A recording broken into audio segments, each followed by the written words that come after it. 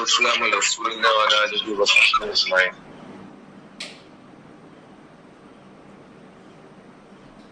നബി സല്ലല്ലാഹു അലൈഹി വസല്ലമയുടെ അടുത്തേക്ക് ശബ്ദം ഒരു പ്രശ്നമാണല്ലോ.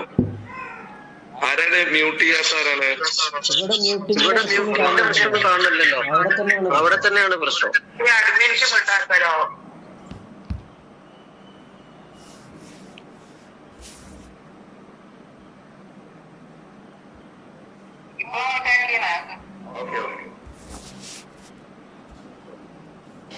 ശരി. ബിസ്മില്ലാഹ്, അൽഹംദുലില്ലാഹ്, അസ്സലാത്തു വസ്സലാമു അലാ റസൂലില്ലാഹി വഅലാ ആലിഹി വസഹ്ബിഹി അജ്മഈൻ. നബി സല്ലല്ലാഹു അലൈഹി വസല്ലമയുടെ അടുത്തേക്ക് ഒരു ദിവസം നബിയുടെ മൗലയായ നബിയുടെ കൂടെ തന്നെ എപ്പോഴും ഉണ്ടാകുന്ന സൗബാൻ റളിയല്ലാഹു അൻഹു നബിയുടെ അടുത്തേക്ക് വന്നപ്പോ അദ്ദേഹത്തിന്റെ മുഖം ഇങ്ങനെ എന്തോ ഒരു മ്ലാനമായിരുന്നു. എന്ന് പറഞ്ഞാൽ മുഖമൊക്കെ വിവർണമായി, എന്തോ ഒരു നിരാശ ബാധിച്ചതുപോലെ, ദുഃഖം ബാധിച്ചതുപോലെ തോന്നി. അപ്പൊ നബി സല്ലല്ലാഹു അലൈഹി വസല്ലം ചോദിച്ചു, എന്തു പറ്റി? ആകെ മാറിയിട്ടുണ്ടല്ലോ എന്ന് പറഞ്ഞപ്പോ, നബി, എനിക്ക് അസുഖമൊന്നുമില്ല, പക്ഷെ എനിക്ക് എന്റെ മനസ്സില് നിങ്ങൾ എപ്പോഴും ഇങ്ങനെ കാണണം, നിങ്ങൾ എനിക്ക് മിസ് ചെയ്യുക, നിങ്ങൾ എന്റെ കൂടെ ഇല്ലെങ്കിൽ എനിക്ക് എന്തോ ഒറ്റപ്പെട്ടതുപോലെ തോന്നുന്നു.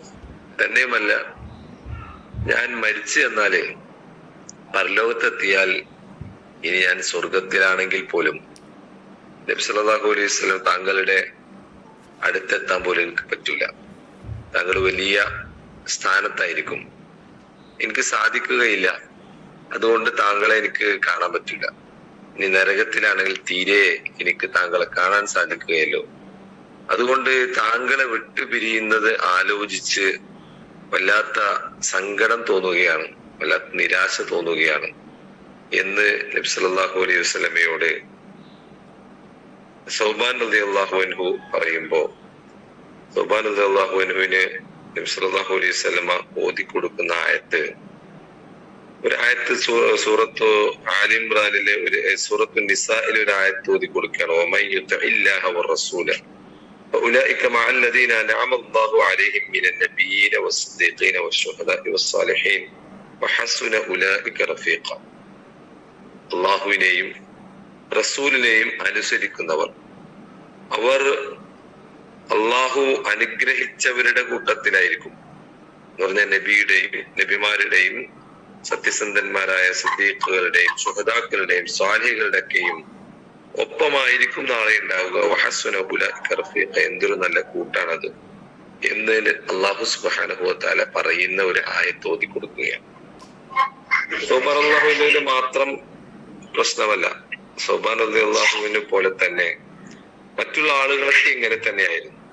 മറ്റുള്ള ആളുകളൊക്കെയും നബി സല്ലല്ലാഹു അലൈഹി വസല്ലമയുടെ കൂട്ടിന് ആഗ്രഹിക്കുന്നു. നബിയുടെ കൂടെ ഉണ്ടായിരുന്ന അനുചരന്മാരൊക്കെയും നബിയുടെ അവരെ നമുക്കറിയാം, ഒരു സഹാബി എന്ന് പറയാം. സഹാബി എന്ന് പറഞ്ഞാൽ സ്വഹബത്തുള്ളവർ എന്നാണ്. നബിയുടെ കൂടെ എപ്പോഴും തങ്ങാനും നബിയുടെ കൂടെ എപ്പോഴും സഹവസിക്കാനും കൊതിച്ചിരുന്ന ആളുകൾ. സല്ലല്ലാഹു അലൈഹി വസല്ലമ ഒരിക്കൽ നബിയുടെ ഒരു വിവാഹ സമയത്ത് വലീമ വെക്കുക. വലീമ എന്ന് പറഞ്ഞാൽ ഒരു സദ്യ വെക്കുകയാണ്. ആ സമയത്ത്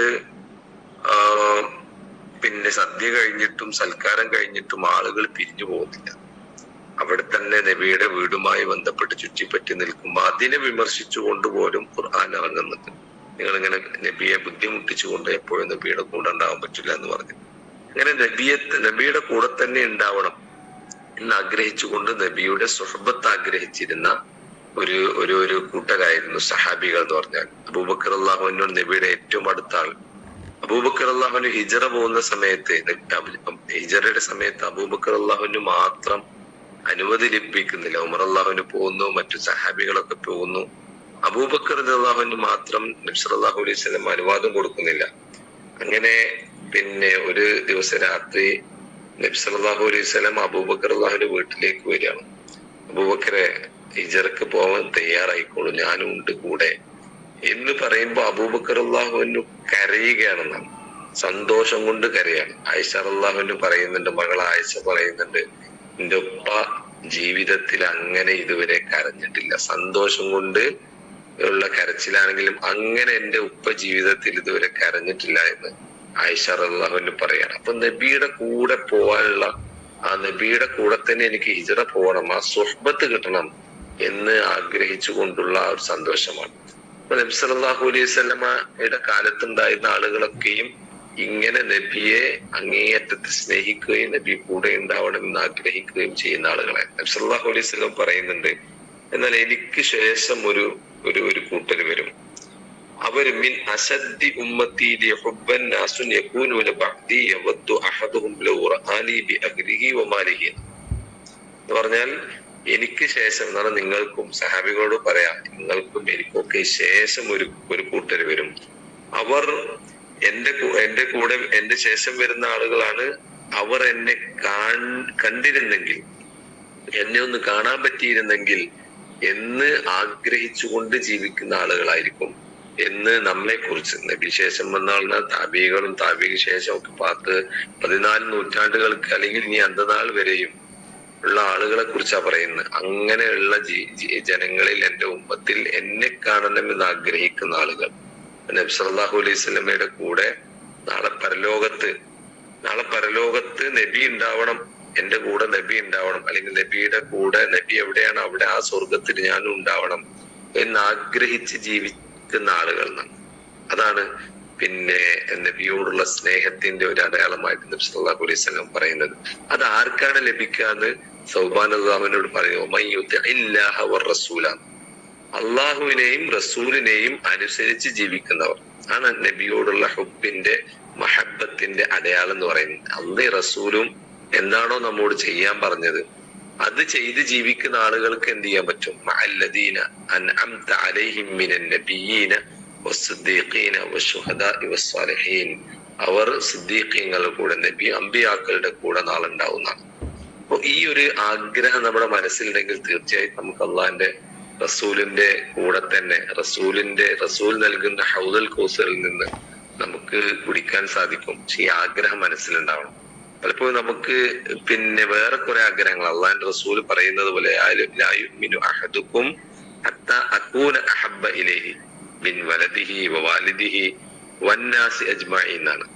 മറ്റുള്ള എന്തിനേക്കാളും നിങ്ങൾക്ക് എന്നോട് സ്നേഹം ഉണ്ടെങ്കിലേ നിങ്ങൾക്ക് വിശ്വാസികളാവാൻ സാധിക്കുള്ളൂ എന്നാ പറയുന്നത്. മുഅ്മിനുകളാവണമെങ്കിൽ അള്ളാഹിന്റെ റസൂലിനെ പ്രേമിക്കണം, സ്നേഹിക്കണം എന്നാണ്.